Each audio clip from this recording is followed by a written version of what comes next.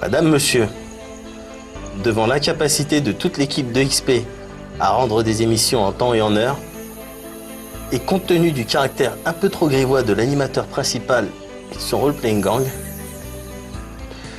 la direction de No Life sera contrainte de suspendre momentanément la diffusion de XP. Mais non, c'était une blague. Surprise! Oh non! Oh non! Oh, j'y crois pas! Oh, j'y crois pas! Oh, franchement bien joué. Ah, je me sens con, j'ai balisé. T'avais pas vu la quête?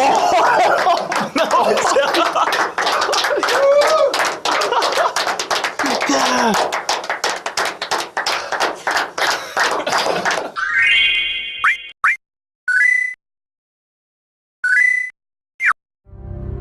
Toujours très peu d'infos sur le prochain gros titre de Tri-Ace. Quoi qu'il en soit, le jeune avide de news devra attendre avril, histoire de jeter un œil au DVD bonus de Star Ocean 4, vendu avec Star Ocean 2, le remake sur PSP. En attendant, on se mate ce trailer.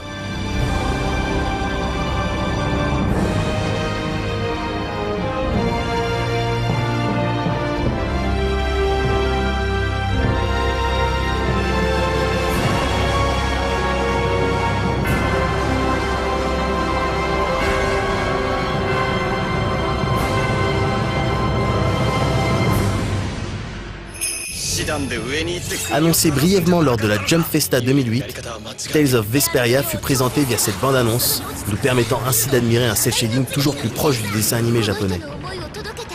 Si techniquement le jeu est agréable à l'œil, le game design de la franchise ne semble pas avoir évolué depuis Tales of Symphonia, paru en 2003 sur GameCube.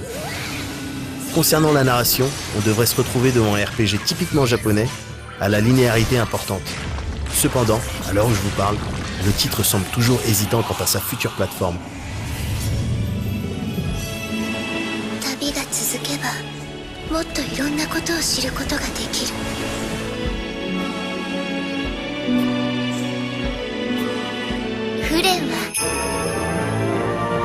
Le catastrophique Is Strategy sur DS avait été vécu comme une insulte par toute la communauté amoureuse de la série. Après cet incident de parcours, je vous avoue que je commençais peu à peu à me désintéresser des aventures du rouquin le plus célèbre du monde du RPG. Heureusement, le dieu du remake est amour, et il nous offre les versions totalement refaites des 2 premiers volets, le tout sur DS. Sortie prévue le 20 mars prochain.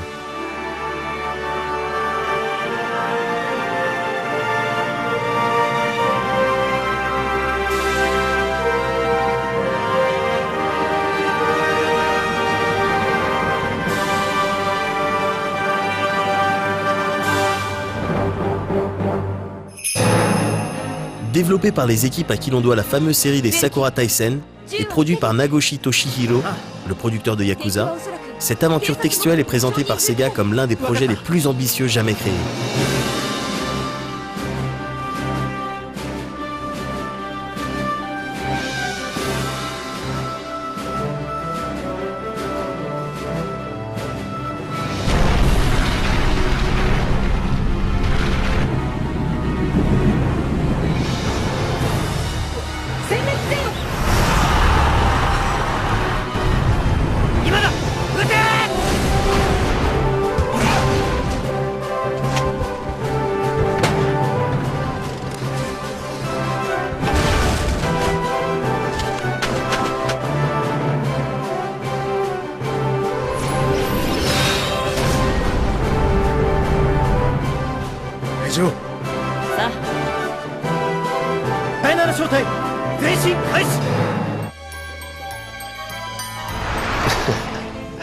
Quand même, vous m'avez bien eu tout à l'heure.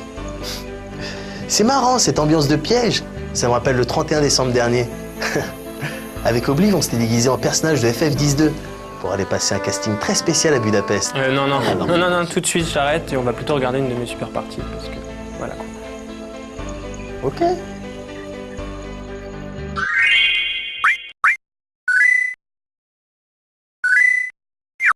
Après le fabuleux Dragon Quest, l'Odyssée du Roi Maudit ou même le surprenant Dark Chronicle, les talentueux studios de Level 5 ont remis le couvert avec Rogue Galaxy, un RPG sorti chez nous en septembre dernier, avec d'ailleurs pas mal de retard. Mais bon, ça c'est une autre histoire. Quoi qu'il en soit, le jeu a su tirer profit de ce désagrément en sortant chez nous avec moult bonus, tous disponibles également dans la version Director's Cut au Japon. De la quête annexe à gogo, une nouvelle planète à visiter, des nouveaux costumes pour chaque personnage, des armes supplémentaires, des boss encore plus coriaces, bref, la totale. Si la quête principale demandera une 40aine d'heures, il faudra compter plus du double, voire le triple, pour percer les secrets d'un jeu qui, malgré quelques défauts, mérite amplement le détour. Et comme à No Life on aime bien partager, on vous fait tout de suite découvrir le boss le plus coriace, ainsi que l'intégralité des techniques ultimes de notre petite troupe d'aventuriers. Et pour changer, plutôt qu'un long discours, ouvrez grand vos mirettes et profitez des somptueuses compositions de Nishiura Tomohito. Yeah!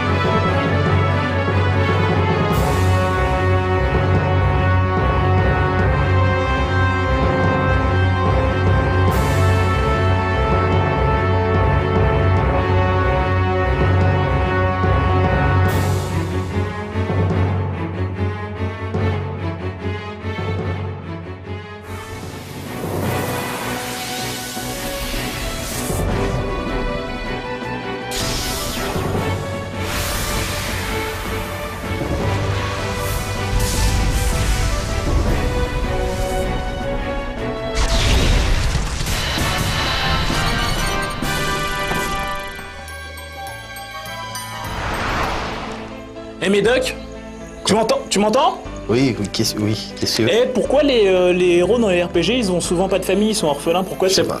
Non. Eh Médoc, pourquoi ils... Attends, pourquoi les méchants, ils sont tout le temps si méchants? Je sais pas. Laissez-moi maintenant, merci. Eh Médoc. Non, attends, tu te tais. Regarde, tu te tais. Tu regardes, c'est l'ami, t'explique ça super bien.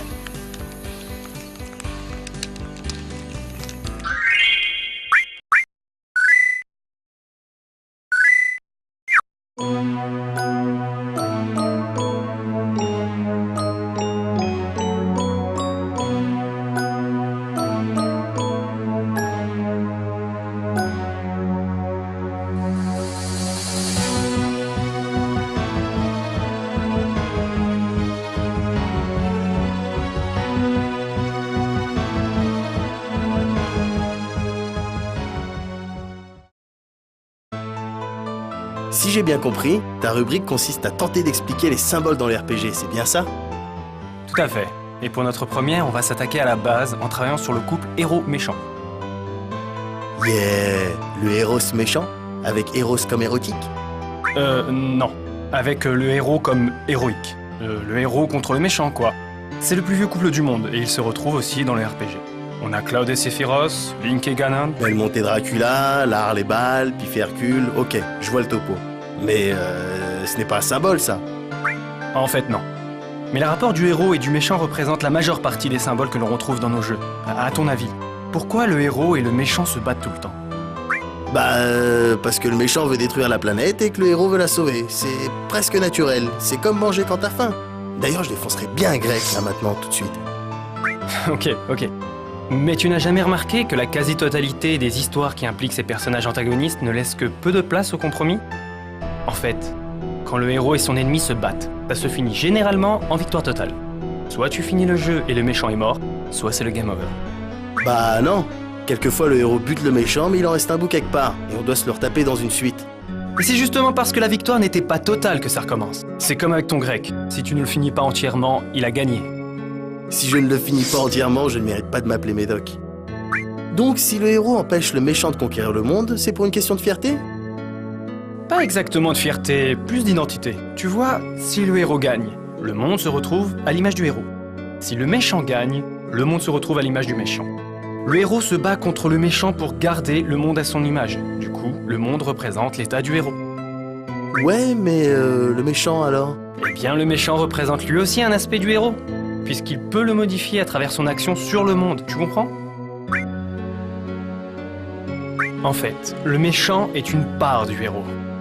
Mais c'est une part qu'il faut combattre, parce qu'elle est néfaste pour l'état général, le monde. Le héros se bat contre une tendance qu'il a, contre une envie, un sentiment. Ça peut être la mégalomanie, le désir de puissance ou encore la lâcheté. En gros, tous ces petits défauts qu'il faut contrôler si on ne veut pas qu'ils nous contrôlent. Ok. Donc le combat qui oppose le héros au méchant symbolise une sorte de contrôle de soi?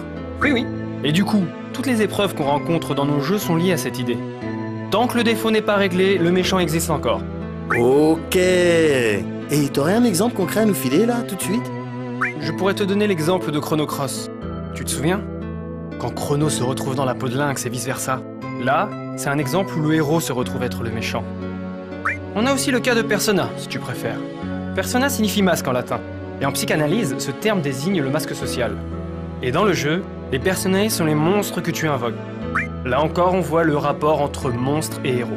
Ok. Alors si je te demande à quoi correspond Sephiroth, tu me dis c'est la part d'ombre de Cloud, c'est ça? Oui, mais ça deviendrait trop long à expliquer en détail là. On s'en occupera plus tard.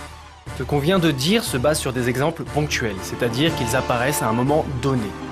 Mais dans les détails, tout ça se développe sur un jeu qui fait souvent plus de 50 heures. Donc on se la joue tranquille. Pour le moment, on doit retenir que l'aventure du héros est une aventure intérieure et que c'est de cette situation que découlent les symboles. Ça te va comme ça? Carrément. Je regarderai plus jamais mon grec comme avant. C'était pas trop l'idée, en fait.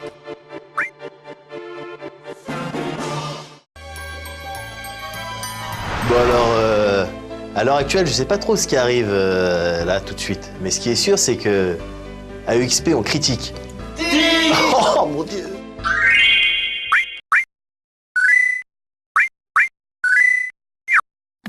Cela fait maintenant plusieurs années que les gens d'Atlus nous font littéralement vibrer avec leur jeu estampillé Shin Megami Tensei.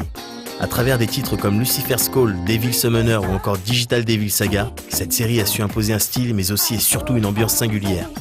Et c'est au tour des Français de se faire plaisir avec la sortie prochaine de Persona 3, une toute nouvelle aventure qui à ce jour peut être considérée comme la meilleure.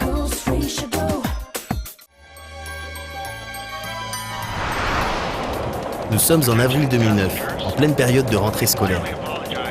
Vous incarnez un jeune étudiant orphelin, RPG oblige, en route pour le dortoir qui lui a été affecté. Sur le chemin, vous assistez à un événement qui se révèle être le point central du jeu, la Dark Hour. Cette heure sombre située entre deux jours donne lieu à des phénomènes pour le moins étranges. Si la grande majorité du peuple ignore totalement l'existence de cette heure, certaines personnes aux capacités très spéciales en sont conscientes.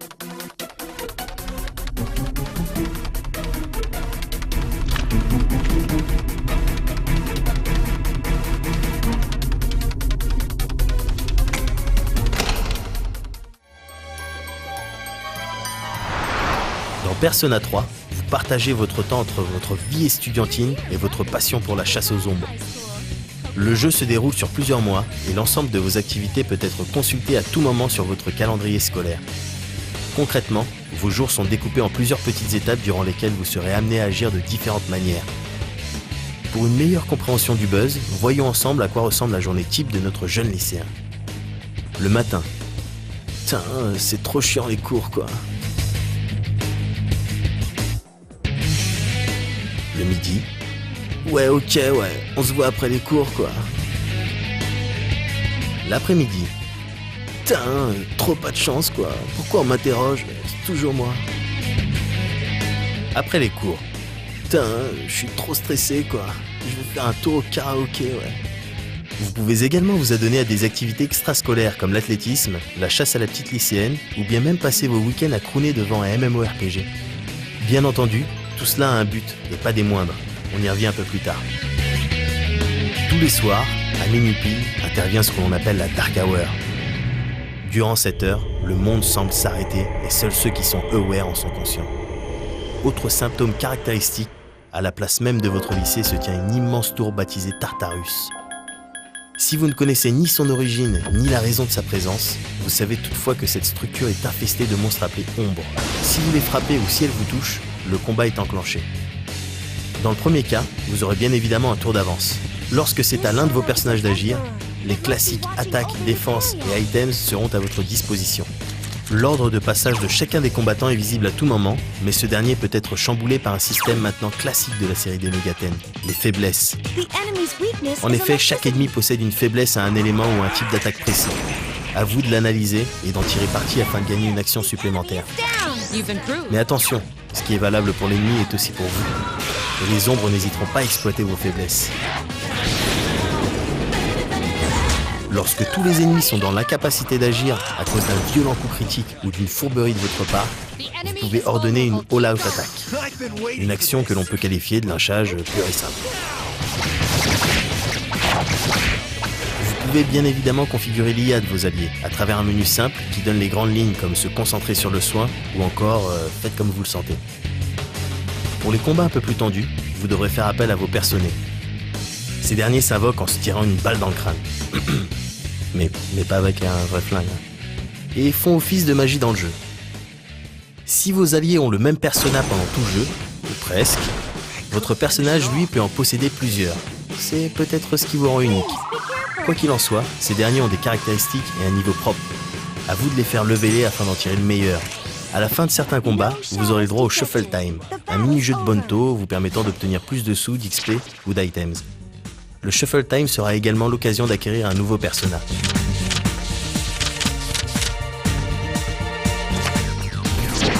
Bien heureusement, Persona 3 ne se limite pas au Tartarus et à ses centaines de niveaux générés aléatoirement. Tous les mois, à la pleine lune, intervient un event qui fera avancer le scénario. D'autres events, comme les vacances d'été ou des voyages scolaires, viendront enrichir l'expérience. S'il n'y avait pas tous Darkness et cette maturité dans la trame, on se croirait dans un vrai Lovina. Dans votre vie de tous les jours, vous êtes amené à faire des rencontres. Alors qu'un RPG classique se contente de filer des vieilles lignes de dialogue au PNJ, Persona 3, lui, les met en avant avec un système de lien social. Chaque amitié est symbolisée par un arcane majeur du tarot, genre le soleil, le pendu, tout ça. Plus vous êtes proche de cet individu, plus votre niveau dans cet arcane augmente. Certaines personnes ne voudront pas se lier d'amitié avec vous au début. Il vous faudra alors augmenter votre niveau en études, charisme ou courage, à coups de karaoké, de drink aux phéromones ou encore de nuit à réviser. Et tout ça dans quel but, me direz-vous? Eh bien c'est très simple, dans le but de faire des pures fusions. En effet, il existe dans Persona 3 ce qu'on appelle la Blue Room. Là, Igor et Elisabeth vous proposeront tout un tas de petites missions, histoire de faire le plein de sous et d'items.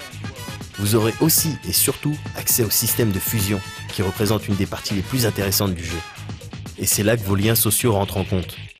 En effet, chaque persona possède une classe, symbolisée par un arcane majeur. Vous l'aurez compris, plus votre lien social dans une classe est élevé, plus le résultat de votre fusion sera satisfaisant. Cela se caractérise par un gain d'XP non négligeable. Il existe plusieurs types de fusions allant de la simple entre deux entités à la fusion de brute avec 6 personnae ou persona ou personné, peu importe. Certains ne s'obtiennent qu'à travers la fusion, et bien entendu, plus cette dernière est compliquée, plus le persona est rare. Enfin, plusieurs classes ne sont accessibles qu'une fois un lien social maximisé. Inutile de dire que cet aspect du jeu est vital. La difficulté caractéristique du Megaten est bel et bien présente, et un faible persona ne vous servira à rien. Ça c'est mon poulain, ça. J'ai missionné pour l'avoir. Dis bonjour, dis bonjour.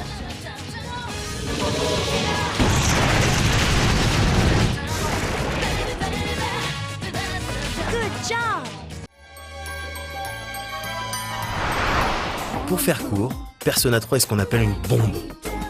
Les centres d'intérêt sont nombreux, la durée de vie explose la plupart des productions actuelles et l'ensemble est terriblement addictif et immersif. L'ambiance se veut mature bien qu'on y trouve pas mal de clichés de la vie lycéenne, mais de ceux qui font sourire. Les systèmes de combat et de fusion sont bien pensés, originaux, tout en restant fidèles à la série. La bande-son, quant à elle, est unique et les voix sont terriblement convaincantes. Enfin, l'ensemble graphique est plus qu'honnête, même si l'on aurait aimé un peu plus d'efforts à ce niveau-là.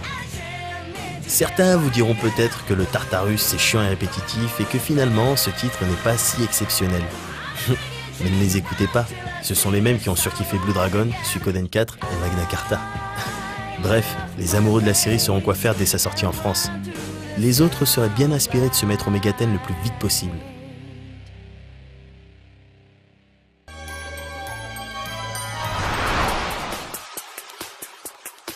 Keep it together, let's try to keep this thing.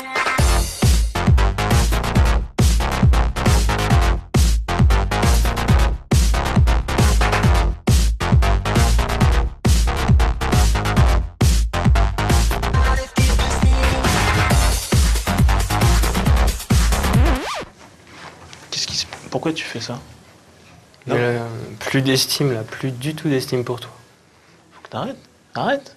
Non mais c'est ce qu'à un moment donné... Non, t'arrêtes. Tu t'en vas loin. Et tu arrêtes.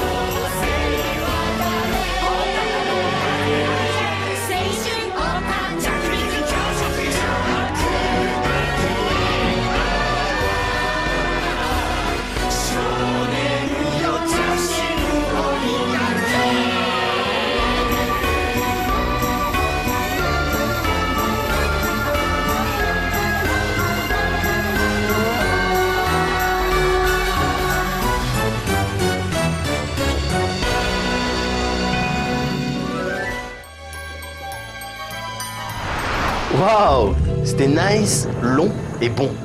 Un peu comme une bonne grosse b***.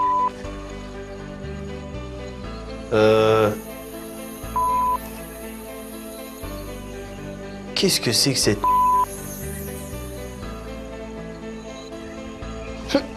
Oh!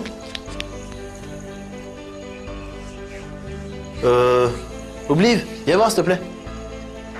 Quoi? Te rappelles la dernière fois qu'on a fait du cosplay? Ouais, très bien. Tu veux bien raconter ça à la caméra? Ouais, alors ce jour-là, on se baladait tranquillement en quoi.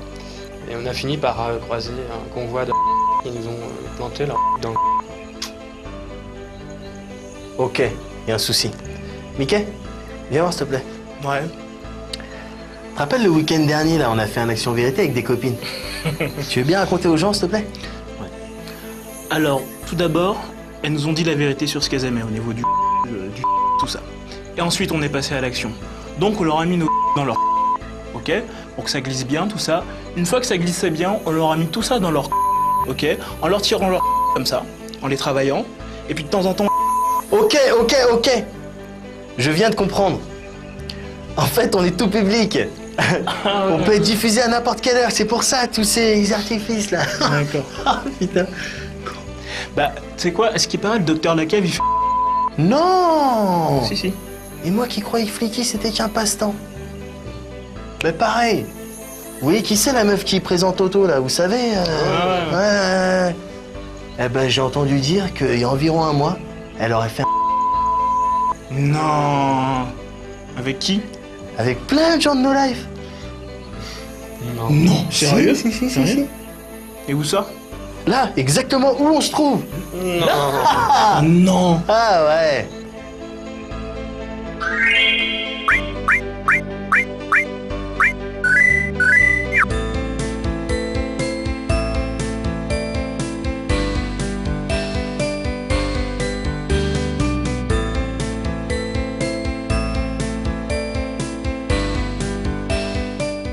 Bah, tu sais quoi? À ce qui paraît, le docteur Lacave, il fait Eden Palace. Non! Si.